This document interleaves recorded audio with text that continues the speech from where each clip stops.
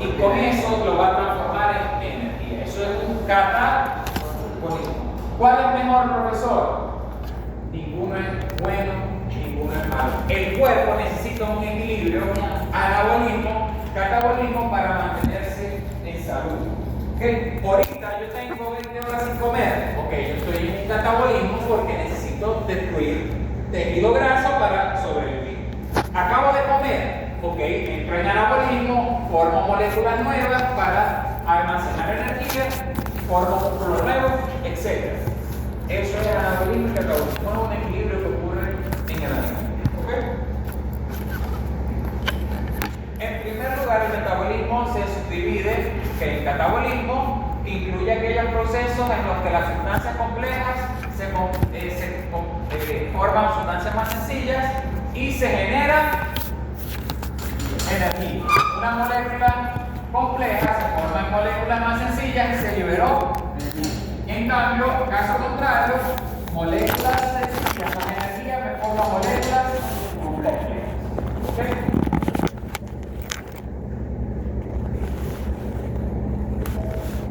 Todos los biomoléculas que hemos estado estudiando, estaba hablando de estructuras genéticas, ¿okay?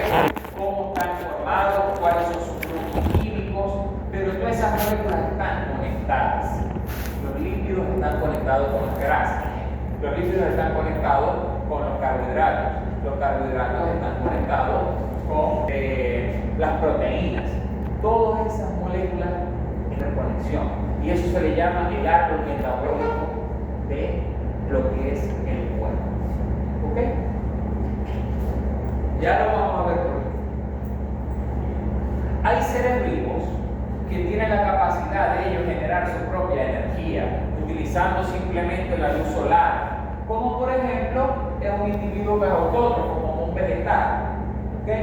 Los individuos autótrofos agarran la luz solar y agarran carbono, agarran luz solar, 6 moléculas de agua y 6 moléculas de dióxido de carbono, y me forman una molécula que se llama, ¿cómo se llama esto? Eso es glucotiranosa, profesor, ¿ok? Mentira, eso es una molécula de glucosa, no es azúcar. Entonces, eso lo hacen estos tipos de organismos, pero nosotros no somos así. Nosotros no nos podemos poner bajo el sol y vivir tranquilos. Nosotros tenemos que comer, porque no somos autótrofos, somos heterótrofos. ¿Okay? Entonces, nosotros tenemos que consumir otros seres vivos para obtener biomoléculas, aminoácidos, tenemos que obtener lípidos, aminoácidos, monosacáridos, para poder generar tejidos y para poder generar moléculas complejas en nosotros. ¿Okay? Todos estos organismos son heterótrofos. ¿Okay? Hay ciertos organismos que son vegetales que también son heterótrofos, como lo son las plantas que son carnívoras. ¿Okay? Son heterótrofos a pesar de ser vegetales. ¿Okay? Y de igual manera no ganan energía, luz solar. Sí, pero tienen ese otro medio. ¿Okay? Son criaturas o seres vivos bastante curiosos. ¿Okay? Organismos como las bacterias, algunas son aerobias, es decir, una bacteria aerobia que sobrevive bajo condiciones normales de oxígeno, pero hay bacterias que son anaerobias, que sobreviven incluso sin el oxígeno. ¿Okay? Hay bacterias que su metabolismo requiere la presencia de oxígeno. El metabolismo de nosotros requiere la presencia de oxígeno. Nosotros somos aerobios. Pero hay seres vivos, como otras bacterias, que son totalmente anaerobios. No requieren la presencia de oxígeno para existir. ¿Ok?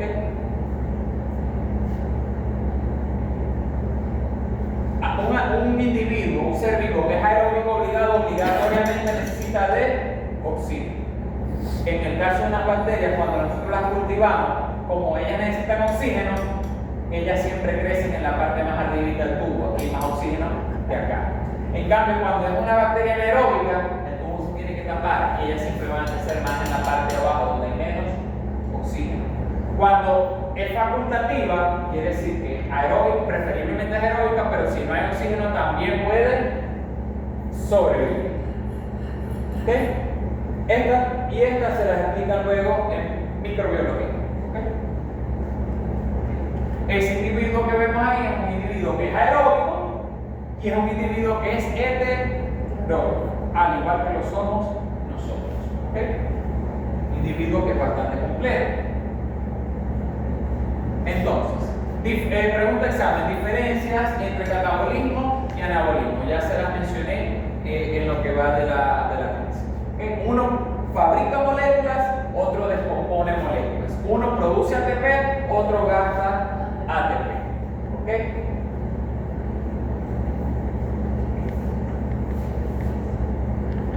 ¿Cuáles son las funciones del metabolismo? También pregunta examen. El metabolismo incorpora nutrientes, obtiene energía química a partir de esos nutrientes. El metabolismo sintetiza y degrada biomoléculas. El metabolismo produce proteínas, pero también puede degradarlas y producir aminoácidos. Produce polisacáridos, pero puede producir también monosacáridos. ¿Okay? Esas moléculas que están en exceso las elimina como sustancias de desecho. Tenemos mucha proteína, la transformamos en nitrógeno, el grupo amino lo transformamos en amoníaco y el amoníaco lo transformamos en urea y lo botamos por la orina. Entonces también se encarga de desechar moléculas que ya nos hacen falta. ¿Okay? Convierte los nutrientes exteriores, exógenos, en precursores de las macromoléculas de la célula. ¿Okay? Yo me consumo, por ejemplo, unos aminoácidos de pescado y mi cuerpo los va a transformar en aminoácidos de proteína ósea, de proteína muscular, de proteína fibra colágena, etc. ¿Okay? Y forma y degrada biomoléculas necesarias para las funciones especializadas de la célula. ¿Okay? Todo esto que vemos aquí es una visión muy vista desde lejos de lo que es el metabolismo. Hoy vamos a estudiar principalmente esta parte del metabolismo, que es el metabolismo de los hidratos de carbono, de los polisacáridos. ¿Okay? Esa es la parte que vamos a estudiar hoy. En las otras clases vamos a estudiar este metabolismo que está acá, que es el metabolismo dentro de la mitocondria, que es el ciclo de Krebs, que es la cadena respiratoria. ¿Okay? Y luego vamos a estudiar metabolismo de los ácidos nucleicos, de la información genética, y metabolismo también de los lípidos y de las proteínas. ¿Okay? Entonces empecemos a hablar del metabolismo. Ya que hablamos de cosas generales, vamos a hablar del metabolismo del primer tipo de biomoléculas, que es el metabolismo de los hidratos de carbono. El metabolismo está construido por varias carreteras o varias vías. A esas vías se les llaman las vías metabólicas. Y dentro del metabolismo de los hidratos de carbono vamos a tener la glucólisis, la gluconeogénesis, el metabolismo del glucógeno y la ruta de las pentosas fosfato. ¿Okay? Vamos a hablar de ellos. ¿Okay? Estas son las principales rutas metabólicas del metabolismo de los hidratos de carbono. Primero, hay una que se llama glicolisis. Glico viene de azúcar y lisis viene de romper. Es el metabolismo que rompe los monosacáridos. ¿Cuál es el principal monosacárido en el cuerpo? La glucosa. ¿Okay? La glucosa. Entonces la glicólisis, ¿qué va a hacer? Destruir y degradar la molécula de glucosa. Es una vía que es glicolítica porque rompe la glucosa. Si yo agarro la glucosa y la transformo en una molécula más sencilla que la glucosa, eso sería catabolismo o anabolismo. No más sencilla, sería catabolismo. Catabolismo. Y por tanto me genera ATP porque es una vía que genera energía. Entonces la glicólisis es una vía que es catabólica, que genera energía y que destruye la molécula de glucosa. Pero tenemos una vía que se llama glucógenolisis. Yo les dije que hay un carbohidrato de almacenamiento en el cuerpo humano que se almacena en el músculo y principalmente en el hígado, que se llama glucógeno. Que el glucógeno está formado por millones y millones de moléculas de glucosa. Romper ese glucógeno, que es una molécula compleja, me genera moléculas de glucosa, que es una molécula más sensible. ¿Es catabólica o es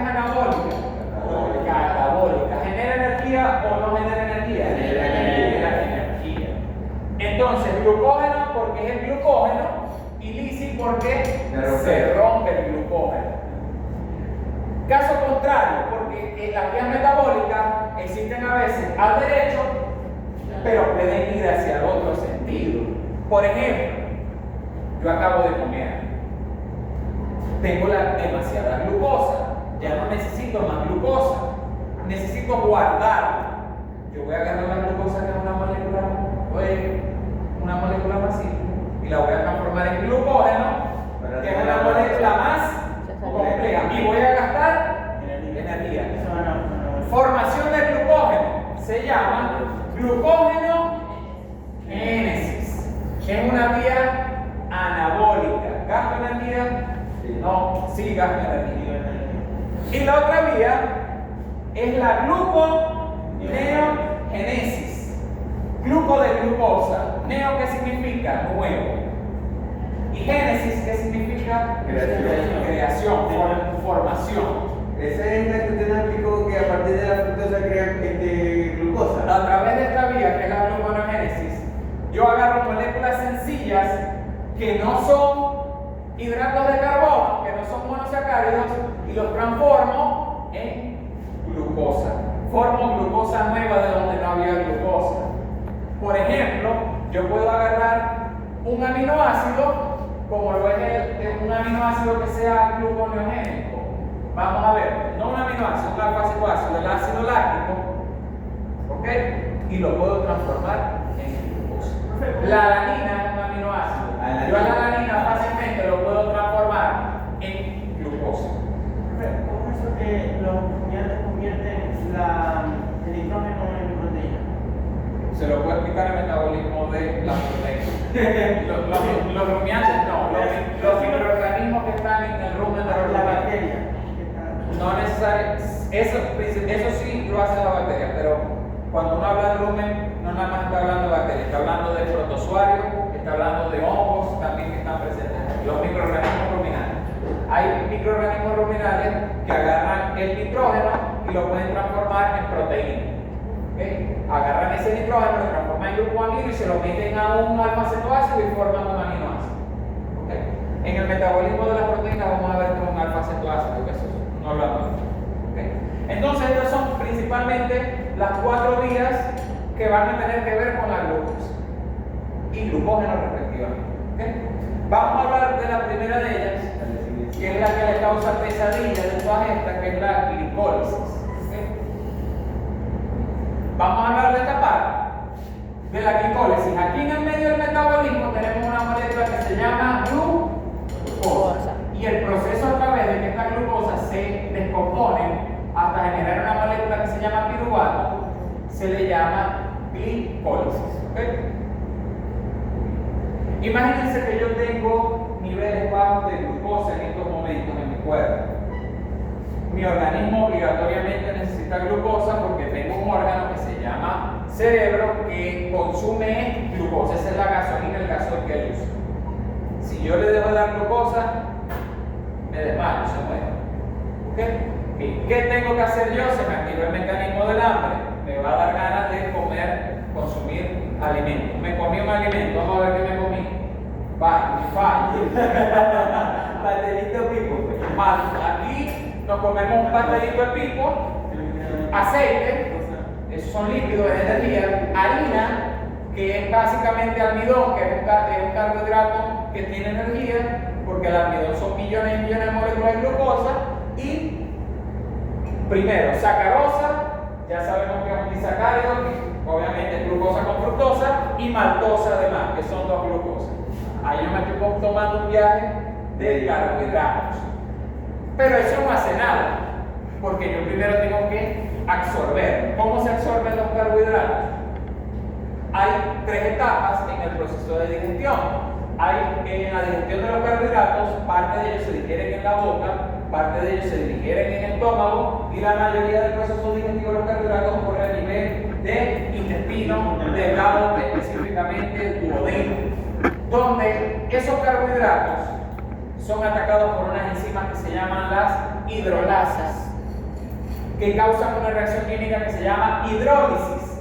¿Qué es la hidrólisis, profesor? Ruptura de un enlace a través del uso de una molécula de agua. Entonces nosotros tenemos enzimas en la boca, en el estómago y en el intestino que degradan la glucosa, degradan estos carbohidratos. ¿Cómo se llama esa enzima? Amilasa. Hay una amilasa en la saliva que se llama la amilasa salival. Esta digestión de los carbohidratos a nivel salival solamente cubre el 5% de los carbohidratos, casi nada. No, nada. ¿Okay? La amilasa salival. Pero luego llega al estómago donde está la amilasa gástrica. En el estómago los carbohidratos se consiguen con la amilasa gástrica. Y luego, cuando llega al intestino, el páncreas libera otra amilasa que se llama la amilasa pancreática, que termina de descomponer esos millones y millones de bloques de glucosa en bloquecitos individuales de glucosa. Transforman un carbohidrato en monosacáridos, porque las cuerdas que hay en el intestino para ser absorbidos solamente funcionan para monosacáridos.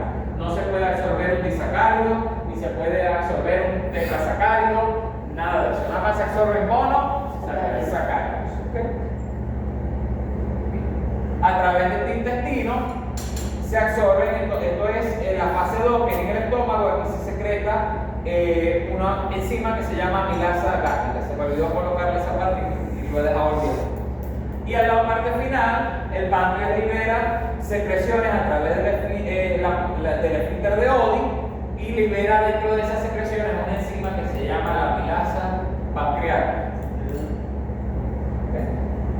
En esta tercera etapa, esa amilasa pancreática lo que hace es que agarra ya a nivel de intestino, ya esos carbohidratos han sido bastante digeridos, ya lo que queda básicamente son moléculas de maltosa y de sacarosa y de galactosa, que son galactosa no, de lactosa, que son disacáridos. Entonces viene la amilasa pancreática, que lo que hace es terminarlos de cortar y formar monos, que son absorbidos a través del tubo a través de este epitelio cilíndrico simple con microvellosidades de células caliciformes se absorben entonces los monosacáridos, porque hay compuertas que son transportadores de glucosa. Esos transportadores meten a la glucosa como un pan. ¿Y cuál va a ser el pan de la glucosa? Una molécula que se llama sodio. Los transportadores son SIMPOR y meten una molécula de glucosa y una molécula de sodio. Entonces entran el sodio y la glucosa dentro de la célula sin necesidad de usar energía agarraditos de la mano. ¿Okay? Son unos transportes de tipo SIMPOR que se llaman los GLUT. Fíjense, 40% se absorbe a nivel de estómago, 55% a nivel de intestino y solamente un 5% a nivel de la boca. ¿Okay? Eso es páncreas, islotes de láminas de páncreas, ¿okay? No nada nuevo. ¿Okay? Y bueno, ¿qué pasa? ¿Qué ruta está ocurriendo? Eso depende de la condición alimenticia del animal. Si el animal acaba de comer, como en este ejemplo, ¿cómo después de absorber glucosa en el intestino, cómo va a estar la glucosa en la sangre? Alta. Entonces, cuando la glucosa en la sangre está alta, el páncreas se activa y secreta una hormona. ¿Cómo se llama la hormona que secreta el páncreas? La insulina. Cuando el páncreas secreta insulina y glucagón para el control del metabolismo de los carbohidratos. Porque el metabolismo de los carbohidratos, el que lo dirige es el páncreas, gracias a la hormona insulina y glucagón. Acabo de comer, tengo mucha glucosa. Cuando los niveles de glucosa están altos, necesito bajarlos. ¿Quién baja los niveles de glucosa? La insulina. Entonces las células beta del páncreas secretan, al haber glucosa alta, insulina. ¿Qué hace la insulina? Hace que se active la glicólisis. ¿Qué hace la glicólisis? Romper la glucosa y baja los niveles de glucosa en sangre. Activa la glucogénesis. ¿Qué hace la glucogénesis? Formar glucógeno. ¿Y con qué se forma el glucógeno? Con glucosa. Y eso agarra glucógeno de la sangre, glucosa de la sangre, con formar glucógeno, baja los niveles de glucosa. Y lo último que hace es que activa una vía que se forma para formar ribosa, que se llama la vía de las lactosas. El animal está llevando hambre, no ha comido. La glucosa, como está en la sangre, se activa la contraria de la insulina, que lo que hace es subir los niveles de glucosa, que se llama glucagón, que lo producen las células alfa del páncreas. ¿Qué hace el glucagón? Aumenta los niveles de glucosa. ¿Cómo? Porque el glucagón activa glucogenólisis, romper el glucógeno para liberar glucosa. ¿Y para dónde se va con la glucosa? Para la sangre. Y activa la gluconeogénesis, agarrar moléculas que no son glucosa para formar nueva glucosa. ¿Para dónde se va esa nueva glucosa? Para la sangre. Entonces fíjense que insulina va en este sentido y glucagón va en este otro sentido. La una le lleva la contraria a la otra y ellas dos se tienen que estar peleando entre las dos para que haya equilibrio. ¿Ok? La insulina favorece ciertas vías metabólicas. Pregunta examen. ¿Qué vías metabólicas favorece la insulina? Glicólisis y glucogénesis. ¿Qué vías metabólicas favorece el glucagón? Gluconeogénesis y glucógenólisis. ¿Ok? Una chama que le había inyectado 80 no sé qué de insulina al paciente y empezó, le tuvo que dar un poco de dulce para que pudiera digerir un poco de insulina que le había inyectado. Entonces, anabólicas causan el glucogénesis y gluconeogénesis. ¿Okay? Catabólicas, glicólisis y glucogenólisis. ¿Okay? Ya esa parte, toda esa parte la expliqué. ¿Okay? Hablemos entonces, vamos a entrar detallado a la ruptura de la molécula de glucosa, que es la glicólisis. Pero la glicólisis también se le suele conocer como glucólisis. Glicólisis y glucólisis es lo mismo. O si les gusta más, la vía química de Ender-Meyer-Barnard. ¿Cuál? La vía de la glicólisis también se le llama glucólisis o también se le llama vía de Ender-Meyer-Barnard. El término glucólisis procede de la palabra gluco de glucosa y lisis de romper. Es una vía metabólica en la cual los azúcares de 6 carbono, que es la glucosa, también va a estar interactuando con la fructosa, ya lo vamos a ver, pero tienen que ser azúcares de 6 átomos de carbono. ¿Ok? Se rompe, dando lugar a un compuesto de 3 átomos de carbono que se llama piruvato. ¿Ok? Y en ese proceso de varias reacciones químicas de glucosa piruvato se genera ATP. Esa glucólisis está compuesta de 10 reacciones químicas que nos las vamos a aprender, que van a llevar a la producción. ¿Cuál es el resultado final de la glicólisis? Pregunta examen. 2 moléculas de piruvato, 2 moléculas de ATP y 2 moléculas de NADH y 2 moléculas de H. Posee una etapa que se caracteriza, la glicólisis tiene 2 etapas, una etapa que se caracteriza por un gasto de energía, inversión, y tiene otra etapa que se caracteriza por una ganancia de energía o de producción de energía. Ya lo vamos a ver. Toda la glicólisis, todas esas reacciones químicas que les voy a mencionar, que son 10, ocurren a nivel del citoplasma de la célula. No ocurre en mitocondria, ni en núcleo, ni en retículo endoplasmático. ¿Dónde ocurre la glicólisis? A nivel del citoplasma de la célula. ¿Okay? Aquí no se ve bien. A mí esta es la que me suena. Esta es la glicólisis. La glicólisis empieza con una molécula que se llama glucosa. Sin embargo, profesor, ¿qué pasa si yo tengo una fructosa o tengo una galactosa? Bueno, que la fructosa y galactosa son también 6 átomos de carbono, ¿verdad? Sí. Yo las puedo transformar a ellas en glucosa a través de una enzima que se llama isomerasa. Entonces yo tengo una galactosa, activo una isomerasa y me la transforma en glucosa. ¿Ok?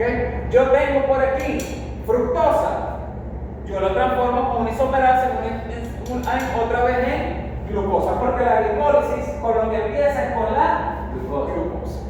¿Ok? La primera parte de la glicólisis son estas reacciones químicas 1, 2, 3, 4. Se van a caracterizar porque se gasta energía y no se gana un poco. ¿Por qué se gasta energía? Porque fíjense que 2 veces usé una molécula de ATP. ¿Cómo empieza a ocurrir eso? Bueno, la glucosa generalmente está fuera de la célula. Para ella entrar a la célula hay que ponerle, como me explicaba la profesora que me lo dio a mí, un grillete, una esposa, una piedrita para que la glucosa no se vaya a la célula, que se llama fosfato. Se le pone un átomo de fosfato, de fósforo. ¿Dónde se le pone el átomo de fósforo? En el carbono 6 de la glucosa. ¿Ok? Y la glucosa, cuando se le agrega un fósforo, ya deja de ser glucosa. Ahora se llama glucosa 6 fosfato, porque es una glucosa que tiene un fosfato en el carbono 6. ¿Ok? Así dice la glicólisis. Y gasté una molécula de ATP, porque la enzima que hace esa reacción química se llama exoquinasa, que agarra una glucosa, una quinasa, sinasa, se escribe sinasa, se pronuncia quinasa. Una quinasa es una enzima que le mete fósforo a una molécula. ¿Dónde le metió el fósforo a la glucosa? En el carbono 6. Pero ese fósforo vino de una molécula de ATP. Que es el ATP. Y aquí ya perdí un ATP. ¿Ok? Pero ¿qué me quedó? Glucosa 6 fosfato, que ya puede estar en el citoplasma tranquilamente de la célula. Segunda reacción química. Esa glucosa 6 fosfato es transformada a su isómero, que es la fructosa 6 fosfato. ¿Quién hace eso? Una glucosa 6 fosfato isomerasa. Sí, porque fosfo de fósforo, exosa de que la glucosa es una exosa, porque entonces es una enzima que agarra la glucosa 6 fosfato y la transforma en fructosa 6 fosfato. La enzima se llama fosfato isomerasa. Fosfo exo isomerasa. O glucosa 6 fosfato isomerasa. Está más fácil, glucosa 6 fosfato isomerasa. ¿Qué me transforma? Bueno, ya no es glucosa 6 fosfato. Ahora me toca que se llama fructosa 6 fosfato. Pero luego viene una fructosa exoquinasa, o como lo colocan aquí, una fosfofructoquinasa 1. ¿Qué hace la fosfofructoquinasa 1? Agarra la fructosa 6 fosfato, y si es una quinasa del carbono 1, ¿dónde le pone el otro fósforo? En el carbono 1. Entonces ahora la glucosa tiene un fósforo en el carbono 1, tiene un fósforo en el carbono 6 y es una fructosa. Ahora se llama fructosa 1,6 bifosfato. ¿Por qué es bifosfato? Porque tiene dos fósforos. Y bueno, para obtener fructosa 1,6 bifosfato, yo necesité primero gastar otra molécula de ATP. Ya he gastado 2 moléculas de ATP para obtener esta molécula que se llama fructosa 1,6 bifosfato. Claro, para tener dos fosfatos. ¿Cuántos carbonos tiene una fructosa? 6. ¿Qué pasa? Que en la siguiente reacción se activa una enzima que se llama aldolasa. De romper. La aldolasa es un H que agarra la fructosa 1,6 bifosfato y la parte en 2. ¿Qué pasaba cuando qué pasa si yo parto en 2 una exosa? ¿Qué me genera? Un gliceraldehído. Me genera 2 triosas, que son moléculas de átomos de carbono. ¿Cuáles son las 2 triosas que existen? Las únicas 2 que existen: El gliceraldehído y dihidroxiacetona. Pero como es 1,6 bifosfato la fructosa, gliceraldehído queda como un fosfato, que es el gliceraldehído 3 fosfato, y la dihidroxicetona queda como otro fosfato, que es la dihidroxicetona fosfato. Ahí es 3 fosfatos porque. 2 fosfatos. Y ahí dice 3 fosfatos. Pero porque está en el carbono 3. 3. Ajá. Porque si tuviera 3 fosfatos, fuera trifosfato, y es simplemente fosfato. Sí, pero y aquí, en el fosfato, ¿en qué carbono está? Dihidroxicetona fosfato lo tiene en el último carbono. No lo puede tener en otro porque si no, no puede ser una acetona. Ajá. ¿Okay? Ahorita lo podemos ver en dibujo. Sí. ¿Qué pasa? Que a partir de la molécula de glucosa la fui transformando y ya obtuve 2 triosas, que son gliceraldehído 3 fosfato y dihidroxicetona. La glicólisis con dihidroxicetona no funciona. Tiene que transformarse en gliceraldehído 3 fosfato obligatoriamente. ¿Cómo se hace? Bueno, que esta dihidroxicetona que me quedó, uso una enzima isomerasa y y la transformo en dos moléculas, o sea, en otro gliceraldehído trifosfato. La isomerasa es la que se encarga de componer con los mismos. Con mismas moléculas que sean isómeros de esa misma. Ok. No es lo mismo isomerasa de aquí porque esto es una isomerasa y esto es una triosa isomerasa. Entonces la molécula de glucosa se me transforma al final en dos moléculas de gliceraldehído trifosfato. Y ahora sí podemos empezar con la parte de la glicólisis que genera energía. Vamos a verlo cómo es. Aquí están las otras reacciones. Primero, gliceraldehído trifosfato, ¿okay? Se me transforma en una molécula que se llama 1,3 bifosfoglicerol. 1,3 bifosfoglicerol. Y fíjense una cosa, que se me libera una molécula de hidrógeno. Y esa molécula de hidrógeno la va a captar una coenzima que se llama NAD. Esa NAD está oxidada porque no tiene el hidrógeno. Pero cuando ella agarra el hidrógeno, se transforma en NADH. Se reduce. Y cuando esto es un cetatípico, pero que sin función. Y ese cetatípico me va a generar a futuro, a nivel de mitocondria, 3 ATP. No tengo los ATP en el bolsillo, pero ya sé que esto me vale 3 ATP. Entonces, esa molécula de NADH, hasta ahora, NADH. Eso me vale 3 ATP. ¿Cuántas moléculas de NADH se me generan por molécula de glucosa? ¿Cuántas por molécula de glucosa? Por cada gliceraldehído trifosfato se me va a generar un NADH, pero como son dos gliceraldehídos por molécula, serían 6 ATP, porque son dos NADH. Tengo ATP que gasté. ¿Cuántos ATP gasté? 2. Menos 2 ATP en la primera fase. Vamos a seguir. Después de 1,3 bifosfoglicerato, yo transformo la molécula, le quito un fósforo a la molécula y lo transformo en 3 fosfoglicerato. ¿Qué pasó con ese otro fósforo que le quité? Se le fue una molécula de ADP y me generó un ATP.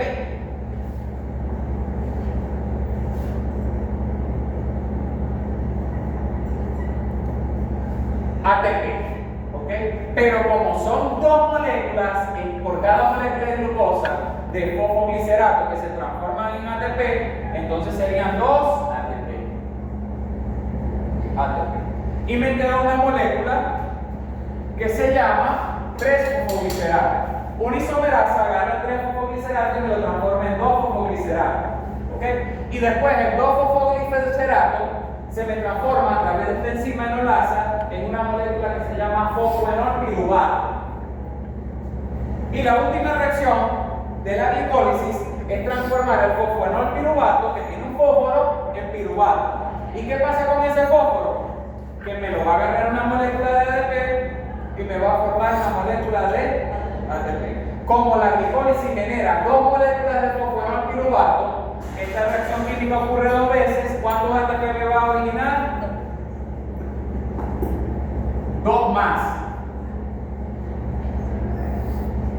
Si yo hago la ganancia neta de energía por mi molécula de glucosa, profesor, ¿cuántas moléculas obtengo a partir de la glicólisis por moléculas de glucosa en ATP? Pues bueno, primero, 6 más 2 más 2, 10. Pero yo gasté 2 al principio, ¿cuánto ganan? 8. Ese es el rendimiento energético de la glicólisis, pregunta de examen.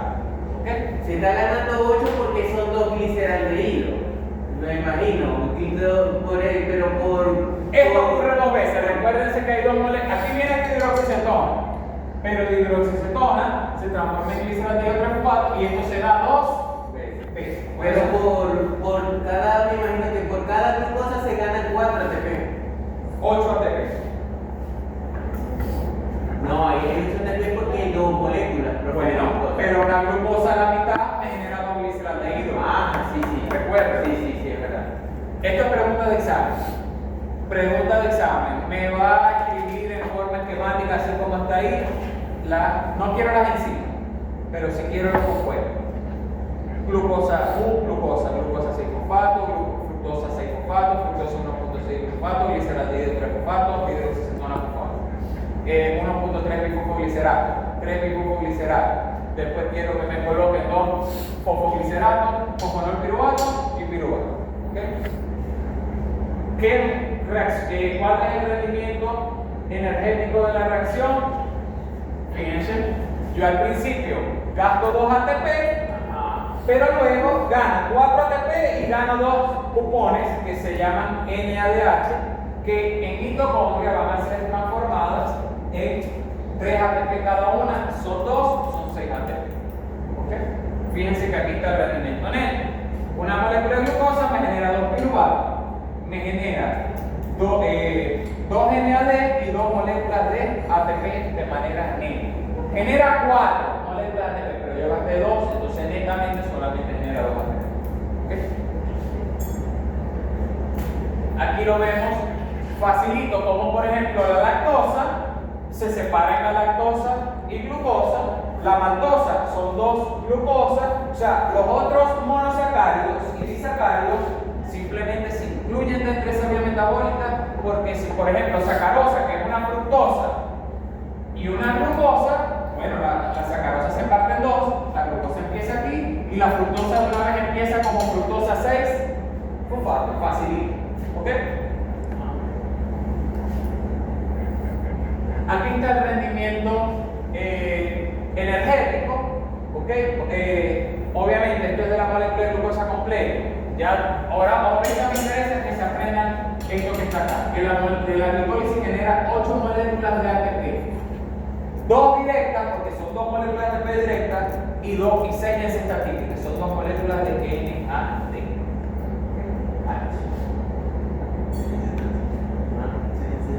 A veces la glicólisis puede generar, la glucosa, el metabolismo del cuerpo puede generar 36 ATP incompleto o puede generar 38 ATP. Recuerden que ahorita nada más expliqué la glicólisis, pero además de la glicólisis hay otra manera de seguir aprovechando la glucosa. ¿Okay? Porque ese piruvato también puede seguir siendo transformado en energía. ¿Ok? Bien. ¿Qué pasa? Que a veces la glicólisis y el metabolismo de los carbohidratos dependiendo de la manera en que se use esta u otra vía, que es la lanzadera de malato y la lanzadera de glicerol fosfato. ¿Okay? ¿Qué consiste eso?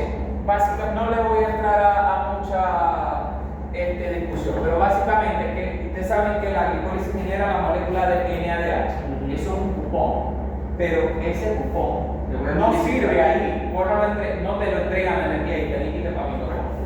Entonces, para llevar ese NADH a la mitocondria hay 2 maneras: a través de la lanzadera de malato y a través de la lanzadera de glicerol fosfato. Si lo hiciste a través de la lanzadera de malato, te van a dar 2 ATP más. Si lo hiciste a través de la glicerol fosfato, no te van a dar 2 ATP.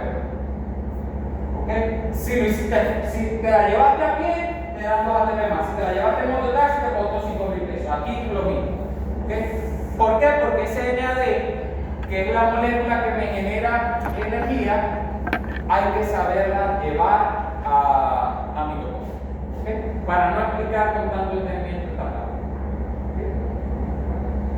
¿Cuánto rinde la glucosa? Bueno, rinde normalmente 38 ATP, pero si se usó la lanzadera de malato. Si se usó la de glicerol fosfato, rinde solamente 36 ATP. ¿Quién regula la glicólisis? La glicólisis tiene una regulación hormonal gracias a insulina y glucagón, pero las mismas enzimas de la glicólisis también ayudan a regularla a ella. ¿Okay? A esa regulación, cuando la regulación la hacen las mismas enzimas, a eso se le llama regulación alostérica.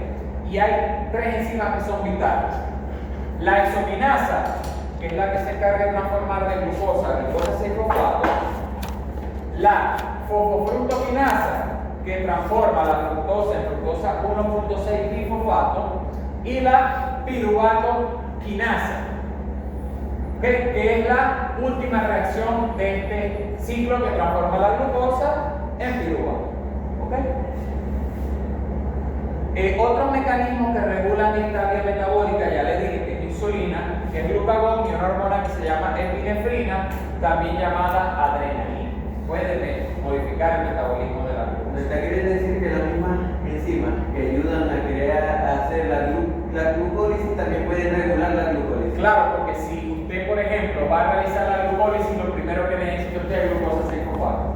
Si se inactiva la enzima exoquinasa, inmediatamente la glucólisis se detiene. Ah, se inhibe, si se inhibe Las mismas enzimas se inhiben. Ok, listo. Porque esa es la regulación alostérica. Si usted no tiene fosfofructoquinasa, usted no puede tener, usted tendrá fructosa 6-fosfato, pero no va a tener nunca la fructosa 1.6-fosfato porque esa misma enzima se inhibe. Eso se le llama regulación alostérica. Estas son las enzimas que se inhiben para la regulación: exoquinasa, fosfofructoquinasa y la piruvaroquinasa. ¿Okay? Esas son las tres enzimas que se inhiben para la regulación alostérica de la glucólisis. ¿Okay? Imagínense que es todo lo contrario ahora, que nuestros niveles de glucosa son bajos, el páncreas activa sus células beta y necesitamos aumentar los niveles de glucosa. ¿Okay? ¿Cómo vamos a aumentar los niveles de glucosa? Bueno, llamamos primero a la nevera, nos vamos para la nevera, no ha llegado la caja clara, la nevera está vacía. Revisamos la cartera, no han pagado algunos de los profesores. Llamamos a los estudiantes, no brincan. Entonces lo único que le queda al profesor es activar gluconeogénesis y una vía que es aparte, que no la vamos a ver hoy, que se llama la beta-oxidación de las grasas, que es parte del metabolismo de la grasa. La profesora dijo que ya se fue porque pasaba por la coordinación de la. Listo, muchas gracias. Okay. Entonces, bueno, hay que activar subir los niveles de glucosa. Vamos a estudiar ahora la gluconeogénesis. ¿Ok? Miren, fácil. Gluconeogénesis es la obtención de moléculas de glucosa. Esta es mucho más fácil que la glicólisis. Es la obtención de moléculas de glucosa a partir de compuestos que no son monosacáridos. ¿Ok? No es que la gluconeogénesis sea la reversión o lo contrario a la glicólisis, porque la glicólisis va en aquel sentido. La glicólisis no puede ocurrir, esas mismas reacciones químicas no pueden ocurrir en el sentido contrario. Algunas reacciones sí, pero otras no, porque son irreversibles. ¿Ok? Principalmente la gluconeogénesis ocurre en el hígado, donde hay unos compuestos que se llaman compuestos gluconeogénicos que son capaces del cuerpo de transformarlos en glucosa. Por ejemplo, uno puede agarrar piruvato y lo puede volver a transformar en glucosa. Uno puede agarrar ácido láctico como lactato y lo puede transformar en glucosa. Lo mismo pasa con el glicerol. ¿De dónde sacamos glicerol, profesor? Nosotros almacenamos los lípidos en forma de una cosa que se llama triacilglicerol. Nosotros rompemos los lípidos, nos queda el glicerol y ese glicerol es una triosa. Ese glicerol yo le tiro un glicerol quinasa y lo transformo en gliceraldehído trifosfato. Y ya cuando tengo gliceraldehído trifosfato, ya puedo seguir en la glucólisis. ¿Ok? Y hay unos compuestos que se llaman los alfa-cetoácidos, que son precursores de los aminoácidos. Y esos alfa-cetoácidos, fíjense cómo es la estructura química de este alfa-cetoácido que se llama oxalacetato. ¿Ok? ¿Qué le falta a esto para hacer un aminoácido? El grupo amino. Si yo es un alfa-cetoácido y le agrego un grupo amino, automáticamente se me transforma en un aminoácido. ¿Okay? Esta vía metabólica se activa durante el ayuno prolongado y cuando el ejercicio es muy vigoroso, sobre todo en los rumiantes. ¿Okay? Perdón, excepto en los rumiantes. Yo iba a decir lo que dice Excepto en los rumiantes. Fíjense que gluconeogénesis se sintetiza glucosa a partir del lactato, a partir de aminoácidos y a partir de la molécula de glicerol. ¿Okay? ¿De dónde se saca el aminoácido? Bueno, hay unos aminoácidos que son gluconeogénicos como la alanina. ¿Okay? La alanina es un aminoácido que fácilmente puede ser transformado en moléculas de glucosa. ¿Okay? ¿Cómo es eso, profe? Ya vamos a pasar.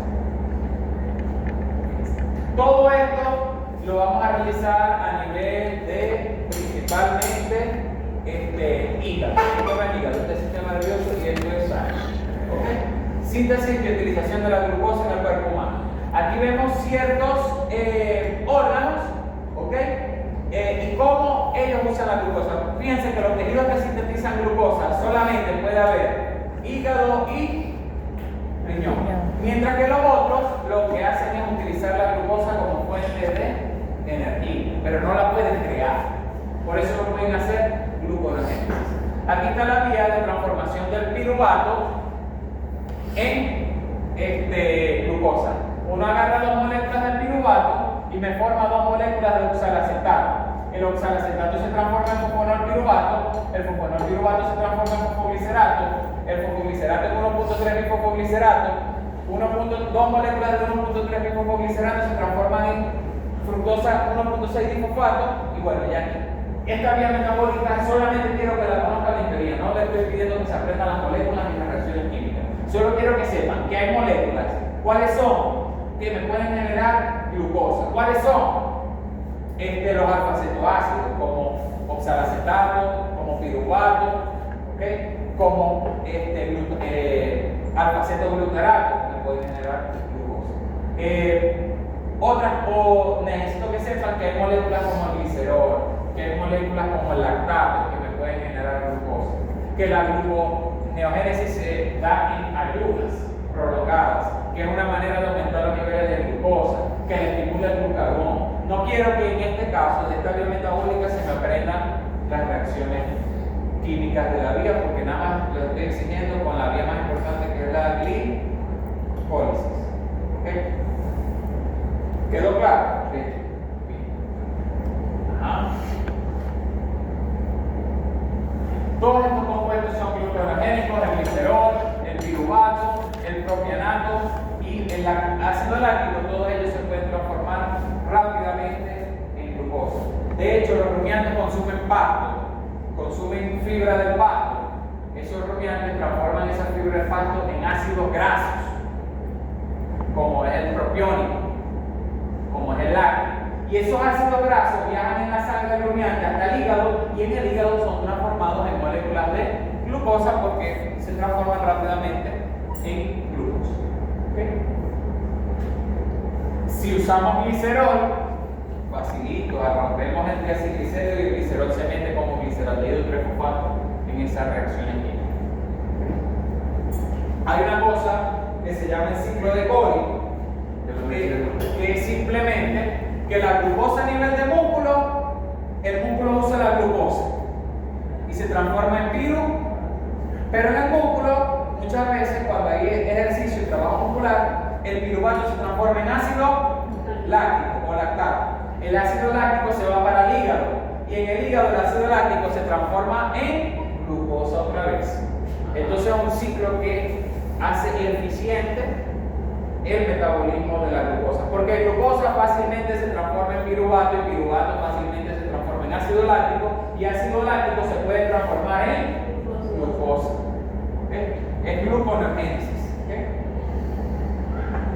Hay otra vía parecida que es la de la glucosa alanina. Alanina es un aminoácido que no es esencial, pero alanina fácilmente se puede transformar en glucosa. ¿Por qué? Porque la glucosa se transforma en piruvato y el piruvato rápidamente se transforma en alanina. ¿Okay? ¿Para qué sirve esta vía de la glucosa alanina?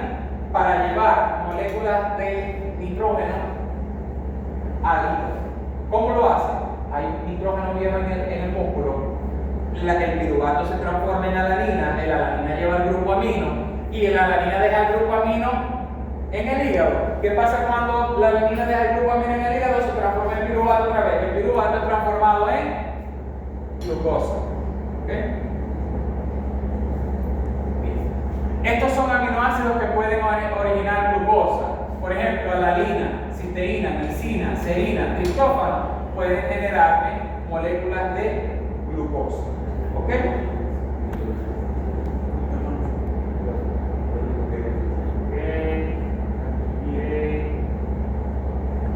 Hablemos de otra vía metabólica. Ya salimos de glicólisis y salimos de la gluconeogénesis. Vamos ahora a una vía que sería anabólica. Y esta no es catabólica. Formación del glucógeno. Ya sabemos que el glucógeno es el principal carbohidrato de almacenamiento de los animales. ¿Okay? Que el glucógeno es estas ramas, estas verdes de ramas que están formadas por moléculas de glucosa. Que la unión entre moléculas de glucosa se da en líneas rectas gracias a enlaces de tipo alfa 1,4, pero que en el glucógeno se puede ramificar y formar una línea como él gracias a un enlace de tipo alfa 1,6. ¿Okay? Que esos enlaces se dan gracias a una enzima que se llama la amilo alfa 1,4 glucosintransferasa. ¿Okay? Entonces, ¿qué pasa? Que para formar glucógeno simplemente tengo que agarrar moléculas de glucosa una a una y irlas pegando. ¿Okay? Aquí yo voy pegando moleculitas de glucógeno. Hay una enzima que se llama la enzima ramificante, que es la amilo alfa 1,4 1,6 glucosintransferasa, que lo que hace es formarme ramas de glucógeno. Y la otra es la enzima simplemente que hace cadenas lineales de glucógeno, que hace las alfa 1,4. La alfa 1,4 es glucosintransferasa. ¿Okay? Esto es a nivel de hígado. Generalmente la formación del glucógeno ocurre en hígado, ¿okay? Pero también se almacena glucógeno a nivel del citoplasma de células musculares. ¿Okay? Esa es una foto de microscopía electrónica donde se ve un hepatocito y estos son granulitos de glucógeno. ¿Okay? ¿Dónde ocurre la glucogenogénesis? Ocurre en el citoplasma. ¿Qué tejido? Muscular y hepático. ¿En cuándo ocurre? Después de comer se nos va a activar la insulina y es la que va a promover la glucogénesis. ¿Okay? Es una vía de tipo anabólica, por tanto vamos a tener que gastar energía. ¿Okay? Recuerden que les expliqué la clase de carbohidratos estructural, que para formar un carbohidrato primero teníamos que conjugar el azúcar que queríamos unir a ese carbohidrato con una molécula que se llama la uridina disfosfato y formar una molécula que se llama uridina disfosfato glucosa o UDP glucosa. Y por eso es que el proceso de formación de un glucógeno gasta energía, porque cada vez que hacemos esto gastamos moléculas de ATP. Esta es la enzima ramificante que me va formando glucógeno, también llamada enzima amilo alfa 1,4 glucosintransferasa. ¿Okay? Fíjense que glucosa 6-fosfato, pero para formar glucógeno, la glucosa 6-fosfato, el citoplasma, se transforma en glucosa 1-fosfato y la glucosa 1-fosfato se va metiendo al glucógeno. ¿Okay? La glucosa 1-fosfato se une a la UDP glucosa y esta se va metiendo al glucógeno y va formando un glucógeno con una glucosa más, con una glucosa más, con una glucosa más, hasta formar millones y millones de uniones de glucosa. ¿Okay? Esa es la formación del glucógeno, glucosa 6-fosfato, la transformo en glucosa 1-fosfato, la glucosa 1-fosfato la conjugo con la uridina difosfato y me forma ya esta molécula que se llama OMP-glucosa que se va metiendo a la cadena de glucógeno. ¿Okay? Una vez que la glucosa llega a meter glucógeno, la glucosa se separa de la uridina difosfato. ¿Por qué es que se llama OMP-glucosa? Porque la glucosa se une a un compuesto que se necesita para... Imagínense que yo voy a poner un bloque. El bloque es la glucosa y la pared es el glucógeno, pero el bloque no se pone solo. El que pone el bloque es el albañil y el albañil que hace ese trabajo es la uridina trifosfato. La uridina trifosfato, cuando agarra el bloque, deja de ser uridina trifosfato y se transforma en uridina difosfato, que es la que mete y pone el bloque. Pero una vez que pone el bloque, ya el albañil se separa del bloque y ya vuelve otra vez a hacer uridina difosfato, se fosforila otra vez, se gasta un ATP y ya está lista para agarrar otra glucosa y seguir haciendo la pared de glucógeno. ¿Entendió más o menos la? Okay. ¿Cómo se regula esto? Bueno, porque hay regulaciones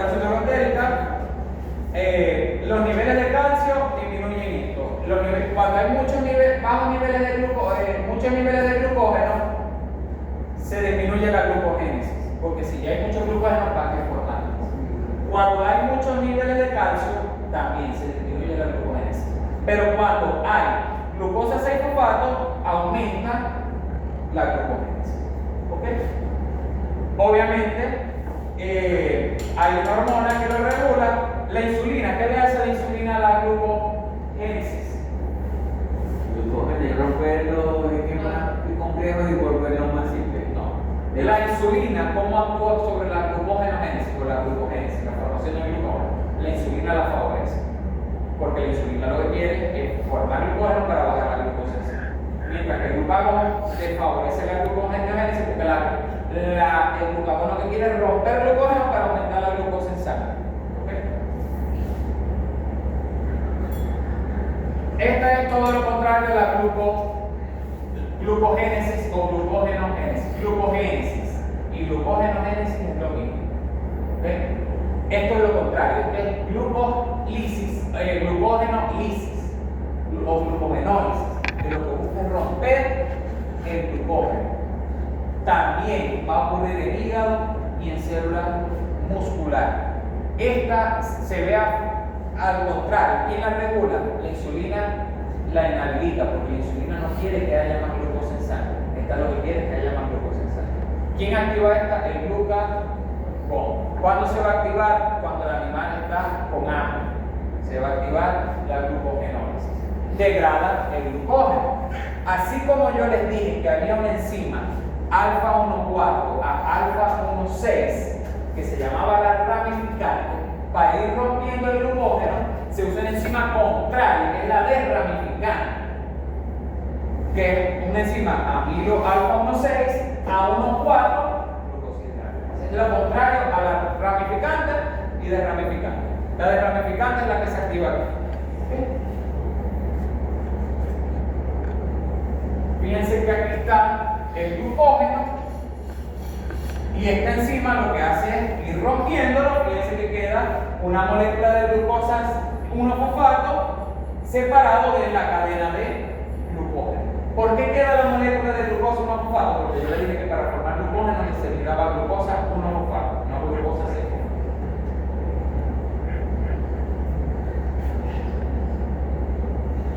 Ok, aquí está entonces una molécula que se llama la glucógeno fosforilasa, que me forma el glucógeno y la glucosa 1-fosfato.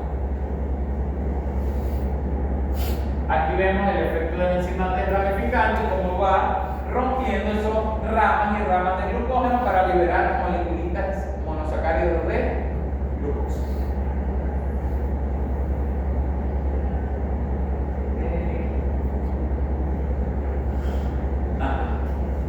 Aquí lo que vemos es que, tenemos glucógeno. Si se activa la glucogenólisis, se va a romper el glucógeno. ¿Y qué me va a eliminar? Moléculas de glucosa 1-fosfato. Si se activa con estas moléculas de glucosa 1-fosfato, la glucogenogénesis, se me elimina otra vez moléculas de glucógeno. Y el intermediario aquí sería la UDP glucosa, que es la que va formando, el armazón que va formando el bajarete de glucosa. ¿Okay? Hay ciertas enfermedades en las cuales el individuo tiene problemas con el almacenamiento de glucógeno, ¿okay? Y que puede llevar al individuo a sufrir problemas de hipoglucemia, es decir, que se le baja el azúcar de repente. ¿Okay? Aquí existen algunas como la enfermedad de Cory, ¿okay? La enfermedad de McArdle, la enfermedad de Poe y la enfermedad de von Wiener. ¿Okay? Aquí están las 4 vías que les expliqué, metabólicas. Ese cuadro lo puede ir para el examen o algo parecido. ¿Dónde ocurre la vía? Citoplasma, en el hígado, en el riñón, en todas las células. Eso es una parte. ¿Es una vía anabólica o es una vía catabólica? ¿Quién activa la vía? ¿Insulina o la activa glucagón? ¿Ok? Etcétera. Y lo último, facilito, sin tanto complicación en esta vía. Esta vía de la pentosa fosfato me interesa una pentosa. ¿Cuál es la pentosa más importante? importante que las vemos en los ácidos nucleicos, un azúcar de 5 carbonos que se llama ribosa. A través de esta vía del pentosfosfato, a pesar de que sí me puede generar unas moléculas que se llaman nicotinamina adenina-dinucleótido fosfato. Cuando yo les expliqué, lo que pasa es que eso lo explico mejor en la clase siguiente. Yo les expliqué que la glicólisis originaba esta molécula que se llama NADH. NADH es la forma activa de la vitamina B3, que se llama nicotinamina adenina-dinucleótido. ¿Ok? NADH, nicotina, adenina, dinucleótido. O dinucleótido de nicotina, adenina. O nicotinamina, adenina, dinucleótido. Este nicotina, adenina, dinucleótido no es el mismo que este que está acá, que no es NADH, sino que es NADPH. Este nicotinamina, adenina, dinucleótido fosfato tiene una función diferente. Vamos a ver que tiene una función como antioxidante. Lo vamos a ver en una clase más adelante. ¿Okay? En la próxima clase yo les voy a hablar de las formas activas de las vitaminas del complejo B. La niacina, que es la vitamina B1, que tiene la forma de nicotinamina adenina-dinucleótido y nicotinamina adenina-dinucleótido fosfato. La vitamina B2, que es la flavina, que tiene una forma que se llama flavina adenosine-dinucleótido.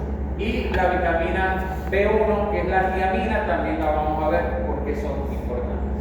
¿Okay? Porque las vitaminas del complejo B todas están relacionadas con el metabolismo de los hidratos de carbono y el metabolismo intermediario.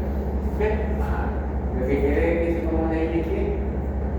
Que la vía de la pentosa fosfato tiene dos finalidades: formar una molécula de 5 átomos de carbono que se llama ribosa, que va a estar presente en los ácidos nucleicos, y formar una molécula que me sirve como antioxidante que se llama nicotinamina adenina-dinucleótido fosfato.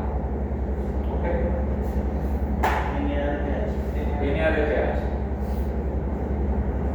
Aquí vemos la molécula de ribosa y aquí vemos la molécula de desoxirribosa, que la vamos a encontrar en los ácidos nucleicos, que es la base de los ácidos nucleicos.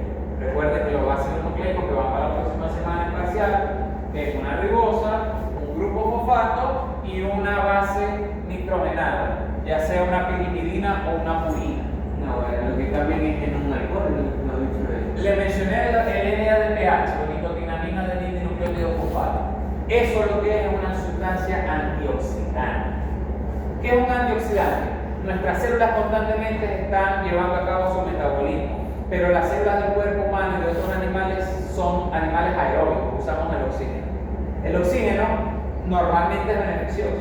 ¿Qué pasa? Que cuando nosotros hacemos reacciones químicas, a veces el oxígeno se transforma en unas moléculas que son tóxicas, que son moléculas oxidantes, que se llaman radicales libres de oxígeno.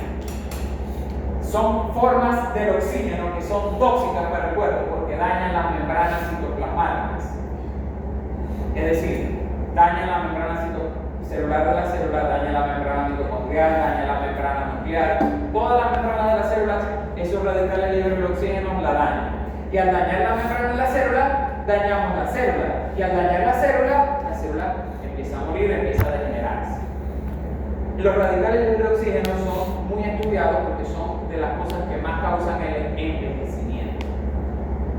Pero para luchar nosotros contra los radicales libres de oxígeno, nosotros en el cuerpo tenemos unas sustancias que se llaman los antioxidantes, que evitan el daño que hacen estos radicales libres de oxígeno. Dentro de esos antioxidantes tenemos una molécula muy importante que es el nicotinamina adenina-dinucleótido fosfato. Estos que están acá, anión superóxido, radical perhidróxido, peróxido de hidrógeno, que es el agua oxigenada, radical hidroxilo, radical alcoxil, todos estos son formas tóxicas del oxígeno que nos causan daño, que le causan daño a las células, que causan degeneración celular, muerte celular y envejecimiento. Ese último oxígeno simplemente porque tiene un 1 por delante. Porque los átomos no covalentes, los átomos que forman enlaces covalentes, tienen 8 átomos, tienen 8 electrones. Esos 8 electrones, cuando ellos forman un enlace, yo tengo que agarrar los 8 electrones míos y los 8 electrones de él y los tenemos que compartir. Y eso está estable. Pero en estos casos, la molécula queda con un electrón que no está suelto, no está pareado.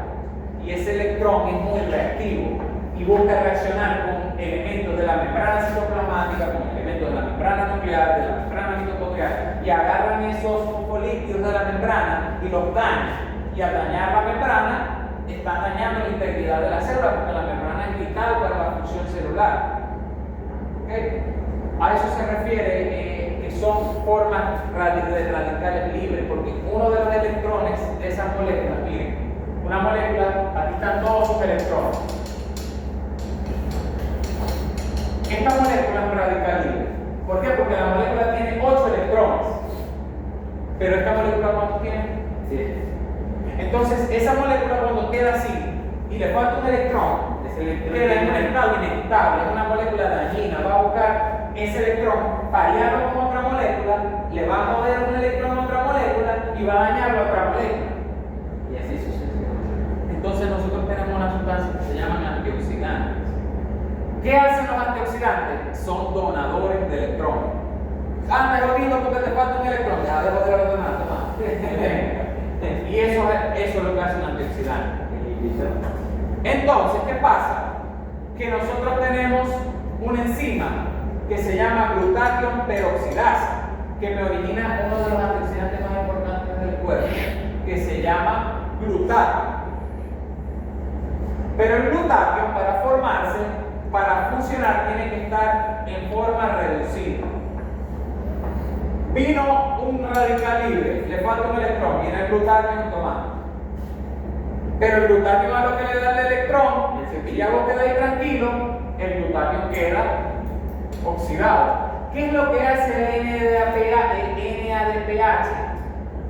El NADPH está reducido, él le entrega al glutatión el hidrógeno, el glutatión queda otra vez como glutatión reducido, ya puede activar otra vez su función antioxidante, pero el NADPH como queda como NADP. Ahora no tiene la H, está oxidado. Para que él funcione otra vez, tiene que volverse a transformar en NADP. Y para que esto ocurra, entre aquí y aquí, está la vía de la pentosofosfora. ¿Ok? ¿Clariente? Va para, ¿qué es un radical libre? ¿Qué es un antioxidante? Eso va. Miren, esto es una célula normal. ¿Ok? Cuando una célula está siendo atacada por radicales libres, ¿okay? Y cuando la célula tiene un estrés oxidativo, tiene muchos radicales libres y no hay antioxidantes, fíjense cómo se va degenerando la célula hasta que se destruye. Hay vitaminas que son potentes antioxidantes, la más importante es la vitamina E. ¿Okay? Célula con estrés oxidativo, quiere decir. Y esto es lo que quiere decir radicales libres atacando una célula. ¿Okay? Bien. ¿Qué vía de los pentosofosfatos? Yo les dije que no me interesa que se aprendieran la vía química, no me interesa. ¿Y qué te están preparando? Hay una patología en la cual la persona no puede realizar bien la vía de los pentosofosfatos, no puede generar la molécula de NADPH, como no hay NADPH, no se puede formar glutatión reducido y esa persona tiende a sufrir de hemólisis. ¿Qué es la hemólisis, profesor? Que se le destruyen los glóbulos rojos de la sangre. ¿Eso es qué problema?